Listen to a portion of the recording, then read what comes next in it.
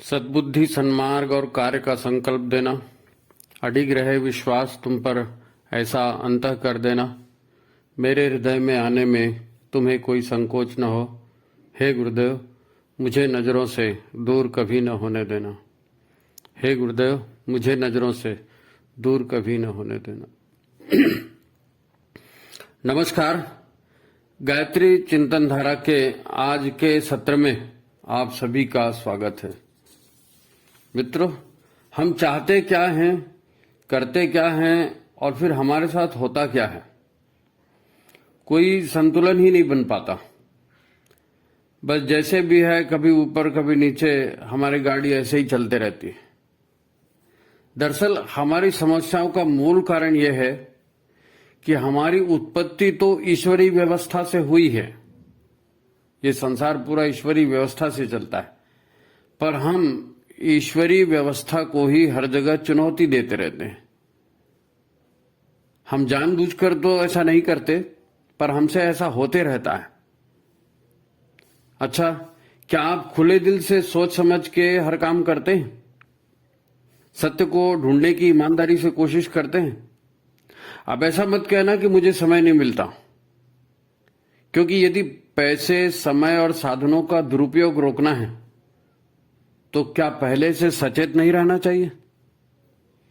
हर चीज का अनुभव लेना ठीक है, पर क्या जिंदगी भर ठोकरें खा खा कर ही सीखेंगे?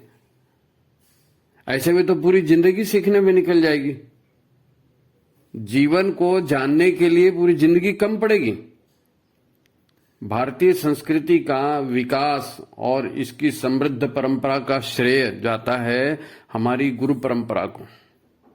हम गुरु से सीखते आए हैं।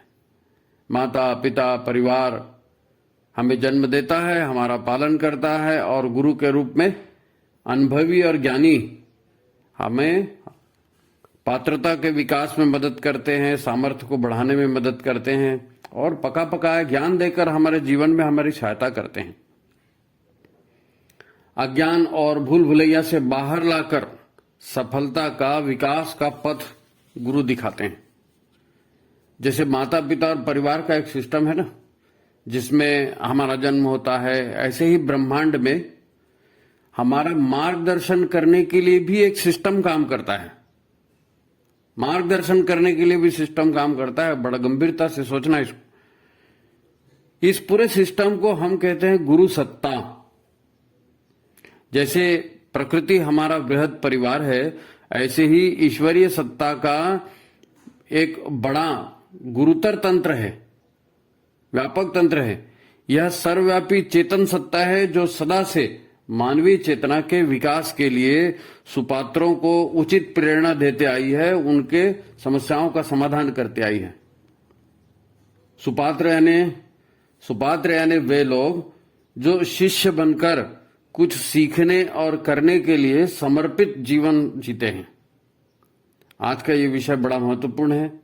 शिष्य क्या है, गुरु क्या है, अच्छा शिष्य कौन है, गुरु सत्ता कैसे काम करती है, गुरु से संबंध कैसे बनता है, कैसे निभता है, गुरु दीक्षा या मंत्र दीक्षा क्या क्या महत्व है इसका, क्या होती है ये दीक्षा, यह सब हम विस्तार से जानेंगे। तो आप अंत तक बने रहें। ठीक है, आज गायत्री चिंतन धारा का यह सत्र प्रारंभ करते हैं। मित्रों, आपको क्या लगता है, गुरु बनाना पुराने जमाने की बात है? क्या आप भी यही समझते हैं कि प्राइमरी स्कूल, हाई स्कूल या कॉलेज, कोचिंग में पढ़ाने वाले को हम गुरु कहते हैं? क्या इतना पर्याप्त है? देखो, गुरु शब्द को डिजाइन करने वाले, है ना, गुरु शब्द का अर्थ करने वाले, डिफाइन करने वाले एक पंक्ति है, बड़ी सुंदर पंक्ति है, ध्यान से सुनेंगे। अज्ञानतिमिरांधस्य ज्ञानांजन शलाकया। गुरु को डिफाइन करती है, परिभाषा देती है गुरु की, कि गुरु क्या है? अज्ञान के तिमिर अंधकार में ज्ञान की मशाल है। अब यहां अज्ञान को अंधकार कहा गया है। अंधकार माने भटकने की जगह, गिरने की जगह, टूटने की जगह, बिखरने की जगह, असफलता और दुख पाने की जगह। क्या है? अज्ञान। अंधकार जिसको कहते हैं, क्योंकि जानबूझकर तो कोई ये बटोरेगा नहीं ना, अज्ञान में अंधेरे में ही सब होगा। यहीं पर गुरु की उपमा ज्ञान के मशाल से रूप से इसलिए की गई है कि गुरु का अगर यदि आपको साथ मिल जाए, गुरु का ज्ञान यदि आपको मिल जाए, तो उस अंधेरे में भटकने गिरने की और दुख पाने की कोई वजह आपके पास फिर नहीं बचेगी। गुरु के मार्गदर्शन में आपका काम अच्छा हो जाएगा। यह ज्ञान का उजाला कौन से मार्ग को प्रकाशित करेगा? अज्ञानतिमिरान्धस्य ज्ञानांजन शलाकया, तो ये शलाका कौन से मार्ग को प्रकाशित करेगी?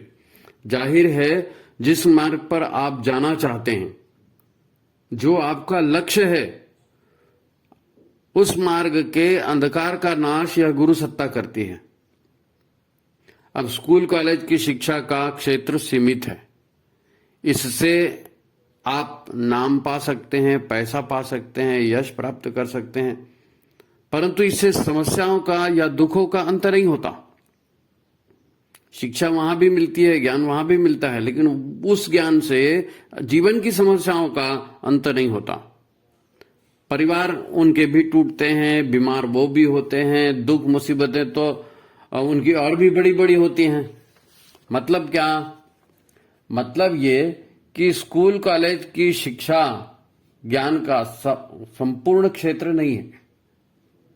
ज्ञान का संपूर्ण क्षेत्र स्कूल कॉलेज की शिक्षा नहीं है। जीवन या लाइफ शब्द इससे 1000 गुना बड़ा शब्द है। गुरु को डिफाइन करने वाला, परिभाषित करने वाला एक अन्य मंत्र है जो गुरु की व्यापकता के बारे में बताता है कि गुरु सत्ता कितनी बड़ी है, गुरु कितना महान है, कितना बड़ा है। वो मंत्र क्या है? अखंड मंडलाकारम व्याप्तम येन चराचरम। गुरु, अब गुरु को कोई एक मास्टर बोल दिया या किसी का नाम ले दिया या ऐसा नहीं। गुरु एक सत्ता है, ज्ञान देने वाली, मार्गदर्शन करने वाली सत्ता है, और ये इसका विस्तार कितना है? अखंड मंडलाकारम। हम धरती के बारे में जानते हैं, धरती सौरमंडल का अंग है, सौर मंडल जो है वो आकाश गंगा का, निहारिका का, ऐसा पूरा भरते जाता है। और संपूर्ण संरचना जो है, जिसको इस शब्द में कहा गया है अखंड मंडलाकारम व्याप्तम येन चराचरम, उसके चर अचर में, उसके रग रग में वो ज्ञान देने वाली सत्ता व्याप्त है, वो गुरु है।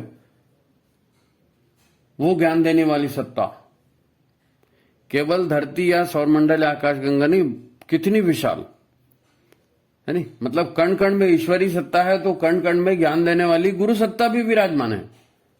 मतलब गुरु को समझना है ना। मतलब गुरु को आप किसी सीमा में बांध नहीं सकते। इसीलिए एक अन्य मंत्र कहता है, गुरु ब्रह्मा गुरु विष्णु गुरुदेव महेश्वरा, गुरु साक्षात परब्रह्म। मतलब साफ है, यह तो सृजन करता, पालन करता, विनाश करता और मार्गदर्शक सर्वव्यापी चेतन सत्ता है। गुरु छोटा मोटा शब्द नहीं है, ये निश्चित ही छोटी मोटी बात नहीं है। मतलब यह भी साफ है कि पुराने जमाने में यदि सुप्रीम पावर से जुड़ना फायदेमंद था और लोग गुरु बनाते थे, गुरु बनाना जरूरी था, तो आज के घोर कलयुग में रास्ता दिखाने वाले की जरूरत तो पहले से 1000 गुना ज्यादा है। आज भटकने के चांसेस और भी ज्यादा है। इंफॉर्मेशन वारफेयर चल रहा है, इतनी गलत सलत जानकारियां आती है, तो गुरु ही सन्मार्ग दिखाएगा ना। तो गुरु की जरूरत आज तो और भी ज्यादा है। क्या आप जानते हैं सबसे पहले गुरु कौन था? सबसे पहला गुरु जो है भगवान शिव, आदि योगी, जिन्होंने सबसे पहले सप्तऋषियों को ज्ञान दिया। ज्ञान के आदि स्रोत सप्तऋषि को मानते हैं, उनको भी ज्ञान देने वाले महादेव शिव है। ऋषि और गुरु परंपरा उसके बाद से चली, और उसके बाद जितना भी हम पुराण कथा देखते हैं तो देवताओं के भी गुरु हैं, असुरों के भी गुरु हैं, और गुरु आधार पर पूरा पंथ चलता है। सिख पंथ गुरु परंपरा पर ही चलता है। आज के जमाने में भी हम देखें तो एपीजे अब्दुल कलाम हमारे राष्ट्रपति थे, है नहीं, और प्रधानमंत्री नरेंद्र मोदी, अब्दुल कलाम साहब के भी गुरु, नरेंद्र मोदी साहब के भी गुरु, गुरु के मार्गदर्शन में वो चले और महान बने। कबीर, नानक जी से लेकर के पंडित श्रीराम शर्मा आचार्य तक गुरु परंपरा चली आ रही है। सिख पंथ जहां गुरु ग्रंथ साहब को गुरु मानता है, व्यक्ति को गुरु नहीं मानता। उन्होंने 10वें गुरु के बाद कह दिया कि अब से कोई 11वां गुरु नहीं होगा, ये गुरु ग्रंथ साहब है, इसी में संदेश दिया, यही 11वां गुरु ही, तो आगे से सब लोग उसी को गुरु मानेंगे। मतलब गुरु कोई एक व्यक्ति हो ऐसा नहीं है, गुरु एक व्यक्ति नहीं, गुरु सत्ता है। राष्ट्रीय स्वयंसेवक संघ चलता है, आपने नाम सुना होगा, है नहीं? वो राष्ट्रीय स्वयंसेवक संघ जो है भगवा झंडे को अपना गुरु मानता है। भारतीय सांस्कृतिक संगठन है ना, वो भारतीय संस्कृति की रक्षा के लिए काम करते हैं, और लोगों को संगठित करते हैं। तो वो किसको गुरु मानते हैं? वो भगवा झंडे को गुरु मानते हैं। मतलब गुरु कोई व्यक्ति हो, कोई जरूरी नहीं है। अब इतनी बड़ी अखंड मंडलाकारम व्याप्तम सत्ता है, आपको जिस मार्ग पर चलना है उस मार्ग को प्रदर्शित करने वाली उच्च सत्ता को गुरु मानकर आप उससे मार्गदर्शन ले रहे हैं, यही सत्य है। भारतीय संस्कृति में एक निगुरा शब्द है, और निगुरा शब्द एक गाली की तरफ प्रयुक्त होता है नहीं? निगुरा माने वो व्यक्ति जिसने गुरु का वर्ण ही नहीं किया। भाई इतना बड़ा संसार है, इतने सारे इसमें काम है, तो कोई मार्गदर्शक सत्ता होनी चाहिए, और जिसका मार्गदर्शक कोई नहीं है वो बड़ा दुर्भाग्यशाली है, उसको निगुरा कहते हैं। अरे रे रे, छी, बेचारे के पास कोई गुरु ही नहीं है, कोई मार्गदर्शक नहीं है, इसीलिए तो पगला टाइप काम करता है। जिसका कोई श्रेष्ठ मार्गदर्शक नहीं तो वो घटिया आचरण ही करेगा ना, और आज सब जगह घटिया आचरण चल रहा है ना? वो कहीं से भी क्यों ना हो, अच्छी बातें सीख ही नहीं रहा है, बेचारा निगुरा है, तो उस पर दया करो। तो हम लोग आजकल निगुरे ही हैं सब, और इसीलिए मुसीबत में है। तो मुसीबत में बचाने वाला कोई आता नहीं, इसकी उसकी सुनते रहते हैं, ठोकरे खाते रहते हैं। तो आज हमें गुरु बनाना चाहिए, हाँ जरूर बनाना चाहिए। आज जब परिवार समाज का तंत्र तेजी से टूट रहा है, बिखर रहा है, दुनिया में व्यावसायिकता बढ़ जाने से, शोबाजी बढ़ जाने से हर जगह भ्रमजाल बढ़ गया है, प्रपंच बढ़ गया है, उचित अनुचित सही गलत क्या है इसका निर्णय कठिन हो गया है, तब जीवन में मार्गदर्शक गुरु तो चाहिए ही चाहिए। क्योंकि ये संसार बहुआयामी है भाई, मल्टी डायमेंशनल है। केवल स्थूल जगत नहीं है, सूक्ष्म जगत भी है, भौतिक जगत नहीं, अभौतिक जगत भी है। सूक्ष्म लोक का संसार और अनेक मानसिक आध्यात्मिक शक्तियों का संसार एक विशाल संसार है ये, है ना? चेतना की अमरता और कर्म फल या क्रिया और प्रतिक्रिया का परिणाम, ये सब ऊर्जाओं के माध्यम से होता है। इसका बड़ा व्यापक क्षेत्र है, वो संसार ही कहलाएगा। ये सारी व्यवस्थाएं पहले भी थी, आज भी है और आगे भी रहेंगे।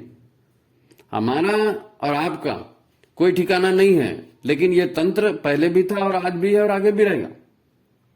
पता नहीं कब शरीर छोड़कर जाना पड़े, सूक्ष्म लोक में जाना पड़ जाए, तो फिर जीवन को हल्के में नहीं लेना है और जीवन का पूरा सदुपयोग करना है नहीं? विधि के विधान को समझकर चलना है। कुछ जिंदगी का भी सर्वे करते हैं, विज्ञान का जमाना आजकल, सर्वे करते हैं, डाटा कलेक्ट करते हैं, तो हम भी जरा जिंदगी का सर्वे करें, है ना? लोगों के डाटा इकट्ठे करें, हिस्ट्री देखें, तब समझ में आएगा कि सत्य क्या है, धोखा कहां होता है और अच्छाई क्या है। जीवन में खुशियां बढ़ाने का रास्ता तभी खुलेगा, तब आपको बात स्पष्ट हो सकेगी कि तकदीर खराब नहीं थी। तकदीर किसी की खराब नहीं होती, है ना? सच ये है कि लाइफ का सही मैनेजमेंट हम नहीं कर पाते, वरना हमारा सीन कुछ और होता भाई, कुछ और बेहतर हम जी रहे होते। अब हम देखेंगे कि गुरु सत्ता कैसे काम करती है, गुरु कौन है और गुरु सत्ता काम कैसे करती है। तो हम गुरु से ज्ञान, ऊर्जा और संरक्षण, मार्गदर्शन कैसे प्राप्त कर सकते हैं, यह हमें पता चलेगा। ये तो हम जान चुके हैं कि ईश्वरी चेतना की तरह ही सदगुरु की चेतन सत्ता भी सारी सृष्टि में व्याप्त है ना? कोई किसे गुरु बनाता है ये उसकी निजी समझ का मुद्दा है, उसकी अपनी जरूरत की बात हो सकती है। ये वैसी ही बात है जैसे आपके और हमारे जन्मदाता माता पिता तो अलग अलग हैं, पर हम तो ईश्वर की ही संतान हैं। माध्यम कोई भी बन गया, किसी के माध्यम से आप पैदा हुए, किसी के माध्यम से हम पैदा हुए, लेकिन वास्तव में हम किसके माध्यम से पैदा, किसने पैदा किया हमें? ईश्वर ने पैदा किया, हम ईश्वर की पैदाइश, यही तो कहलाएगा। शरीर ने शरीर बना दिया, वो माध्यम है। जीवन देने वाला उसका अपना विज्ञान है नहीं? इसी प्रकार ज्ञान और चेतना का अनंत स्रोत परमात्मा ही है, रचयिता ही है, ज्ञान देने वाला और कोई नहीं है परमात्मा ही। फिर वो माता पिता, भाई बहन, रिश्तेदार, पड़ोसी, अध्यापक, मित्र, है ना, किसी और को भी माध्यम बना के आप तक ज्ञान पहुंचाते हैं। उससे कोई फर्क नहीं पड़ता कि माध्यम कौन है। गुरु कोई एक व्यक्ति नहीं, एक सत्ता है, ये बात समझ में आनी चाहिए। ईश्वर का ज्ञान देने का अपना तंत्र है, वह उसी तंत्र का हिस्सा है। माता पिता, गुरु, स्कूल के टीचर, कोच, जो भी आपके, वो उसी तंत्र का हिस्सा है। जैसे आप एक उदाहरण से समझिए कि एक पटवारी है या एक सिपाही है। कहने को वो पटवारी है या सिपाही है नहीं, लेकिन उसकी औकात, उसकी ताकत का स्रोत क्या है? सरकार। वो पावरफुल इसीलिए होता है कि उस सरकारी तंत्र का वो पुर्जा है। उसके सामर्थ्य की एक सीमित सीमा है व्यक्तिगत रूप से, पर अपनी जगह वो पूरी की पूरी सरकार की ताकत रखता है। उसकी कलम चल गई मतलब वो सरकारी रिकॉर्ड बन गया। आपको उसकी बात माननी ही है। जब तक आपका उससे कोई काम नहीं है तो वो भी एक मामूली इंसान है, पर अगर उससे आपका काम पड़ गया ना तो वही सरकार है। फिर उसको आप नहीं बोल सकते मेरे साथ स्कूल में पढ़ता था, या मेरा पड़ोसी है, या नहीं वो मूर्ख है, या फलाना। नहीं, जो आपका काम कर रहा है वो सरकार का प्रतिनिधि है नहीं? जब भी वो सरकारी कुर्सी पर बैठकर काम कर रहा है तो वही सरकार है। अब माता पिता, कोई प्राइमरी स्कूल का टीचर, कोई हमारा कोच, शिक्षक आदि है तो मामूली इंसान वो, पर ज्ञान और निस्वार्थ मार्गदर्शन वहां से आ रहा है तो वह गुरु सत्ता का ही अंश है। उस समय गुरु की जगह वही है और उचित सम्मान का अधिकारी भी है। हमको उसका सम्मान भी करना चाहिए। अब यह भी समझने वाली बात है कि समर्थ गुरु ही ज्ञान दे सकता है। समर्थ गुरु जिसके पास है वही तो देगा ना। और शिष्य, श्रद्धावान शिष्य ही प्रयत्न पूर्वक ज्ञान प्राप्त कर सकता है। ज्ञान देने वाला कितना भी महान ज्ञानी हो, अगर शिष्य श्रद्धावान नहीं है, ज्ञान पिपासु नहीं है, या वह शिष्य सीखने के लिए मन ही नहीं लगाता, तो ज्ञान प्राप्त नहीं कर सकेगा। है नहीं? बात को ठीक से समझें। केवल गुरु बना लिए तो हो गया, ऐसा नहीं है। गुरु बनाने के बाद ज्ञान प्राप्त करने के लिए शिष्य को मेहनत भी करनी है। गुरु तो केवल एक अवसर दे रहे हैं आपको, करना आपको है। ज्ञान देने वाली अखंड मंडलाकार सूक्ष्म ईश्वरी सत्ता है। आप उसके किसी भी प्रतीक पर फूल पत्ती चढ़ा रहे हैं, कपड़े चढ़ा रहे हैं, प्रसाद चढ़ा रहे हैं, धूप दीप चढ़ा रहे हैं, है नहीं, और उसके प्रतीक के आगे ढोल बजा रहे हैं, गीत गा रहे हैं, उसका जयकारा कर रहे हैं, उससे तब तक कुछ भी नहीं कर पाएंगे आप, जब तक कि आप उसकी कृपा को पाने की पात्रता हासिल नहीं कर लेते। और इस पात्रता के लिए आपको मेहनत करनी पड़ेगी, साधना करनी पड़ेगी। ये सभी पूजा के कर्मकांड शिष्य की श्रद्धा और उसका समर्पण बढ़ाने की विधियां हैं। आपकी श्रद्धा बढ़ जाए, आपका समर्पण बढ़ जाए तो आपकी पात्रता बढ़ेगी और आप उस ज्ञान को हासिल कर पाएंगे। श्रद्धावान लभते ज्ञानम, है नहीं? परंतु ये कृत्य केवल शब्द नहीं है। जो भी आप कर्मकांड कर रहे हैं इनको केवल कर्मकांड मत समझिए, इनका भाव महत्वपूर्ण है। आप किस भाव से कर्मकांड कर रहे हैं, है नहीं? शब्द जो है अंतःकरण से आने चाहिए, भाव युक्त होने चाहिए। प्रार्थना, कर्म सब जब तक उसके साथ भावना नहीं जुड़ी है वो फलित नहीं होने वाला है। श्रद्धावान लभते ज्ञानम, इस बात को आप बिल्कुल याद रखिए। आपकी श्रद्धा ही लाभ देगी और किसी कर्मकांड से लाभ नहीं होगा। श्रद्धा है तो लाभ होगा। शिष्य को ज्ञान का प्रसाद इसी श्रद्धा से मिलता है नहीं? शिष्य की सजल श्रद्धा पर और पूर्ण समर्पित होकर कठोर परिश्रम करने पर ही उसे ज्ञान प्राप्त हो सकता है। इसीलिए एक ही गुरु के, आपने देखा होगा, एक ही गुरु के कई शिष्य होते हैं। सबकी योग्यता आपको अलग अलग स्तर से दिखती है, क्योंकि सबकी पात्रता अलग है। पात्रता इसलिए अलग है कि उनकी भावना अलग है, उनके परिश्रम अलग है। तो जिस हिसाब से भावपूर्ण होकर जुड़ेंगे, जिस हिसाब से श्रद्धापूर्ण होकर जुड़ेंगे और उस ज्ञान को हृदयंगम करेंगे, उसके लिए जो भी कर्मकांड करना है वो करेंगे, तब वो अर्जित होगा। नहीं साहब हमारा तो फलाना गुरु है, हम तो इतने बड़े स्कूल में पढ़े, इतने कोच के पास, इतने बड़े कोच के पास पढ़े। कोच बड़ा होगा, स्कूल बड़ा होगा, भाई आपने सीखा कि नहीं, ये मैंने है नहीं।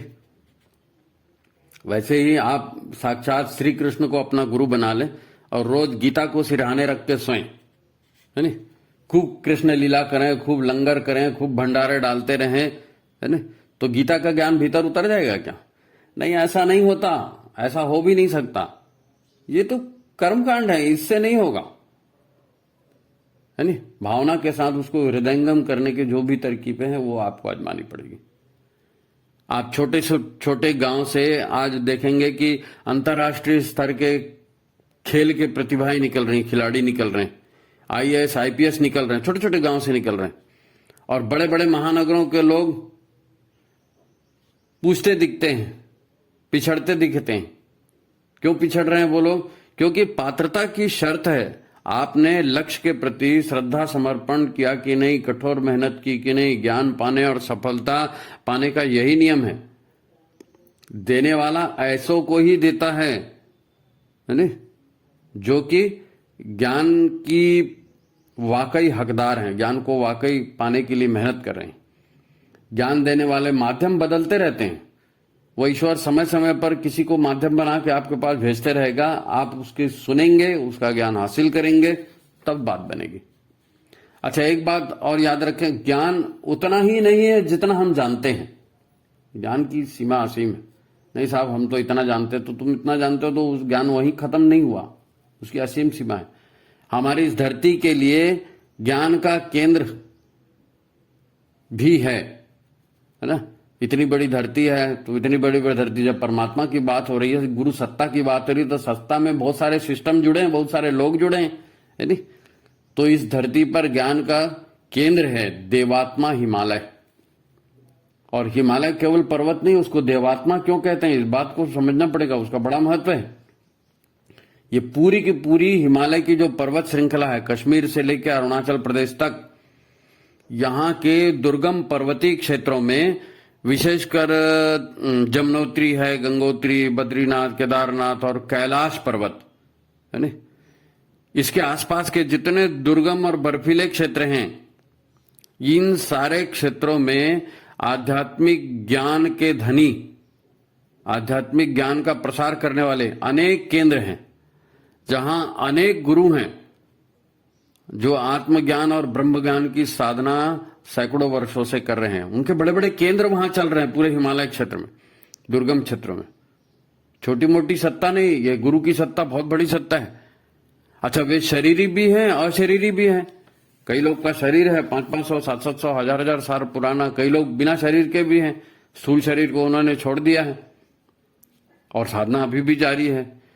विश्व के देशों की सीमा इनके लिए कोई मायने नहीं रखती। हिमालय मतलब खाली हिंदुस्तान को देखेगा ऐसा नहीं है, विश्व भर में देशों की सीमा उनके लिए मायने नहीं रखती। वसुधैव कुटुंबकम वाली बात है। वे दुनिया भर की पवित्र और साधक आत्माओं को ढूंढते हैं और उन आत्माओं का मार्गदर्शन करते हैं। हिमालय के ऋषि, हिमालय के ज्ञानी तपस्वी जो है, जो सूक्ष्म शरीर में वहां रहते हैं, इतने ज्ञान के केंद्र चला रहे हैं, वो दुनिया भर में सर्वे करते रहते हैं, ढूंढते रहते हैं कि कौन ज्ञान पाने के लिए उत्सुक है, लालायक है, किस क्षेत्र में। तो उस क्षेत्र का ऋषि, उस क्षेत्र का ज्ञानदाता वो ढूंढवाता है, उन्हें करता है, उनको मार्गदर्शन करता है। हिमालय से मार्गदर्शन जाता है पूरे विश्व, है ना। उन्हें प्रशिक्षण के लिए वो हिमालय में बुलाते भी हैं। वहां की ऋषि संसद समय समय पर तपस्वी और मुक्त आत्माओं को धरती पर भी भेजती है नहीं, सशरीर भेजती है, या नहीं तो धरती पर उनको जन्म लेने के लिए प्रेरित भी करती हैं। धरती पर कह रहा हूं मैं, यानी खाली केवल भारत में ही, फिर वो फ्रांस में भी पैदा हो सकता है, इंग्लैंड में भी हो सकता है, अमेरिका में भी हो सकता है, कहीं भी हो सकता है। गुरु ज्ञान देने के लिए गुरु सत्ता भेजती है चेतनाओं को, आत्माओं को, है ना। धरती के लोगों को आत्मिक ज्ञान का विकास का मार्ग दिखाकर मोह माया पीड़ा पतन की स्थितियों से कैसे उबारा जा सके, है ना। पूरी गुरु सत्ता हिमालय में है और धरती तक इनके कामों की सहायता करने वाले शरीरधारी पवित्र आत्माएं यहाँ वहां फैली हैं, उनको वो माध्यम बनाते जाते हैं। बड़ी सत्ता है, छोटे को बताएगी, छोटी है उससे छोटे को बताएगी, है ना।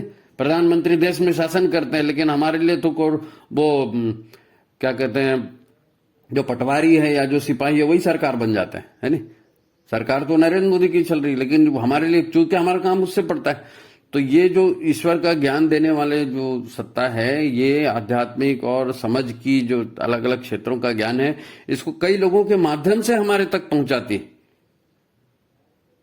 है ना। तो ये ज्ञान को देने वाले, सहायता करने वाले शरीरधारी पवित्र आत्माएं पूरे संसार में है और ये इस काम में सक्रिय रहती हैं। ये है अखंड मंडलाकार गुरु सत्ता, है ना। इसका पूरा धरती पर तंत्र फैला है, जिसके माध्यम से ये पवित्र आत्माएं हमारे तुम्हारे जैसे लोगों के को दुख मुसीबत से बचाने के लिए, धरती पर सुव्यवस्था बनाने के लिए, है नी, सदा से प्रयत्न करते रही है, पहले भी करते रही है। बिल्कुल आदि शिव और सप्तऋषियों से आज तक ये परंपरा चलते आई है। अच्छा, आपने अखंड ज्योति पढ़ी होगी, अखंड ज्योति पढ़ी है ना। जो देश विदेश में गायत्री शक्तिपीठ फैले हैं, या गली मोहल्ले में जो गायत्री प्रज्ञा मंडल चल रहे हैं, लोगों को यज्ञ सिखा रहे हैं, लोगों को संस्कार सिखा रहे हैं, इन सब के पीछे प्रेरणा और ऊर्जा लगी है किसकी? उन्हीं हिमालय ऋषि सत्ताओं की, गुरु सत्ता की। ये कोई अपने मन से कोई व्यक्ति यहां दुकान खोल के, मंदिर खोल के बैठ गया है, कुछ कर रहा है, अपने मन से कर रहा है, नहीं, उनका मन थोड़ी है। ये माध्यम बन गए हैं हिमालयन ऋषि सत्ता के। उन्हीं के मार्गदर्शन में अखंड ज्योति निकल रही है और ये सारे देश विदेश में शक्तिपीठ, प्रज्ञापीठ, प्रज्ञा मंडल ये सब चल रहे हैं, उन्हीं के ऋषि सत्ता के मार्गदर्शन में चल रहे हैं। वो यज्ञ सिखा रहे हैं लोगों को, मंत्र का जाप सिखा रहे हैं, साधना सिखा रहे हैं, संस्कार सिखा रहे हैं। इन सब के पीछे उन्हीं की प्रेरणा है, हिमालयन ऋषि सत्ता की, गुरु की। उन्हीं की योजना से पंडित श्री राम शर्मा आचार्य और माता भगवती देवी की चेतना धरती पर आई थी। हमने आपसे कहा था ना कि वो स्वयं भी अवतार लेते हैं, कभी से कभी शरीर लेकर भी पहुंच जाते हैं। तो यहां पर जो अवतारी चेतना आई, पंडित श्री राम शर्मा आचार्य और माता भगवती देवी की चेतना धरती पर आई, इन्होंने पूरे के पूरे गायत्री परिवार का तंत्र खड़ा किया। दो व्यक्तियों ने ऋषि सत्ताओं के माध्यम से पूरे गायत्री परिवार का तंत्र खड़ा किया। गायत्री साधना का पूरा विधान सबके लिए उपलब्ध करा दिया, है नहीं। ये सब उनके काम है, ऋषि सत्ताओं के काम है। दिखने के लिए हमारे तुम्हारे जैसे मामूली आदमी दिखेंगे। गायत्री यज्ञों में जो प्रवचन करते हैं या प्रज्ञा मंडलों में जो लोग बोलते, बताते, समझाते हैं, ये सब उन्हीं की प्रेरणा से, उन्हीं की बात आप तक पहुंचा रहे हैं। ऋषि की बात, गुरु सत्ता की बात। तो ये गुरु है, ये हम है, और ये पूरा का पूरा ज्ञान पाने का तंत्र है। बात लंबी हो रही है पर ये बताना जरूरी है, क्योंकि आज समाज में जो भौतिकवाद, भोगवाद, दिखावा, छल कपट, है ना, पैसों के पीछे अंधी दौड़, ये दिख रही है, जिसमें सभी परेशान है ना। पर मेकअप करके, ड्रेसअप करके अपने आप को बड़ा और आधुनिक दिखाने में लगे हैं लोग। इनकी समस्या भी आसान नहीं है। समाज में आस्था और अविश्वास का घोर संकट है नहीं। तो रास्ता बताने वाले ही यहां लूट रहे हैं। तब कोई तो चाहिए जो रास्ता दिखाए, कुछ साहस बंधाए। अपन यही तो बात कर रहे थे ना कि आपने गुरु बनाया कि नहीं। यहीं से तो बात शुरू हुई थी कि आपने गुरु बनाया कि नहीं। गुरु बिन कौन दिखाए बाट, भ्रांति की नदियां पड़ी है बीच में, माया पवन घन दाट, गुरु बिन कौन दिखाए वाट। सभी माया में पड़े हैं, निगुरे घूम रहे हैं, कोई मार्गदर्शक नहीं है, इसीलिए दुखी है, परेशान है। तो आप जुड़िए, देखिए, समझिए, परखिए, और जब विश्वास हो जाए तो बाकायदा दीक्षा लेकर, गुरु चेतना से जुड़कर स्वयं को गुरु का पुत्र या शिष्य बना लीजिए। आपका उनका प्रत्यक्ष, है ना, संबंध जुड़ जाएगा। देखो, गायत्री चिंतन धारा भी गुरुदेव की ही बात को समाज में पहुंचा रही है। आप ये चैनल में ये प्रोग्राम सुन रही है, क्या हमारी वाणी थोड़ी है, तो गुरु सत्ता की वाणी है, और उन्हीं की प्रेरणा से ये आप तक पहुंच पा रही है। हमारा सामर्थ्य क्या है? अब इनका स्रोत गुरुदेव की चेतना ही है। दीक्षा लेकर आप डायरेक्ट उस चेतना से जुड़ जाइए ना, स्थायी रूप से। आप दीक्षा लेंगे, आप डायरेक्ट उनसे जुड़ जाएंगे। फिर यदि आप लगातार साधना का क्रम अपनाते हैं, अपने अंतःकरण को बेटर बनाने की कोशिश करते हैं, आपका अंतःकरण उसी अनुपात में सुधरते जाएगा, सुग्राही बनते जाएगा, ज्यादा सेंसिटिव होते जाएगा और आप गुरु की पुकार, गुरु की वाणी, गुरु के ज्ञान को अधिक अच्छे से ग्रहण कर पाएंगे, है ना। ये साधना से आपकी पात्रता बढ़ेगी, है ना। उनके बातों को सुनेंगे, उस पर आचरण करेंगे तो पात्रता बढ़ेगी ना, बिना आचरण के तो पात्रता बढ़ेगी नहीं। अब बातों को अधिक अच्छे से समझने लगेंगे और उस पर काम करेंगे। जब आप उन बातों का आचरण करते हैं तो आप में फिर परिवर्तन होता है और ये परिवर्तन आपको भी महसूस होगा और लोग भी महसूस करेंगे। लोगों को भी लगेगा कि आदमी बदल गया। क्यों? क्योंकि गुरु के मार्गदर्शन में चलना उसने शुरू कर दिया। आप हताश निराश नहीं होते, आप में उत्साह और सकारात्मक ऊर्जाओं का स्तर बढ़ते जाता है दीक्षा बनाकर साधना लेने, गुरु के मार्गदर्शन पर बताई गई साधना करते हुए, है नहीं। साधना पर आप चलते जाएंगे तो ये परिवर्तन होगा। ये है पूरी प्रोसेस। सारी बातें संक्षेप में आपके सामने में है। आप खुद देख रहे हैं युग कैसे बदल रहा है, परिस्थितियां कैसे बदल रही है और आपको क्या करना है ये फिर आपकी मर्जी है आगे। ठीक है मित्रों, यदि आपको हमारा चैनल अच्छा लगता है, इन विचारों को फैलाने के लिए चैनल के प्रोग्राम को लाइक करें और शेयर जरूर करें। आप लाइक करेंगे, शेयर करेंगे तभी यूट्यूब इसे लोगों तक पहुंचाएगा, है नहीं। उनको सजेस्ट करेगा कि भाई ये इसको बहुत लोग देख रहे हैं, आप भी इसको देखिए, लोगों को सजेस्ट करेगा यूट्यूब। तो आप जो लाइक करते हैं, शेयर करते हैं, इससे विचारों का प्रसार तेजी से होता है। बात आगे तक भेजना है, आपको इतना सहयोग करना चाहिए, ये हमारी विनंती। तो ठीक है, आज की बात यहीं समाप्त। जो भी आपको लगता है आप कमेंट बॉक्स में अपने विचार हमें जरूर भेजें। सभी को प्रणाम, नमस्कार।